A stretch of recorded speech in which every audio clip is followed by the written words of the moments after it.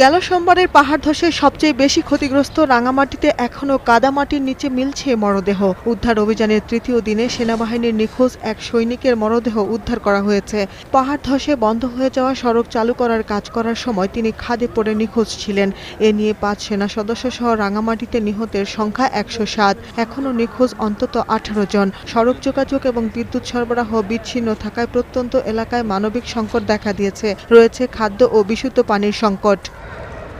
রাঙামাটির সাথে চট্টগ্রাম ও অন্য পার্বত্য জেলার সড়ক যোগাযোগ এখনও বন্ধ।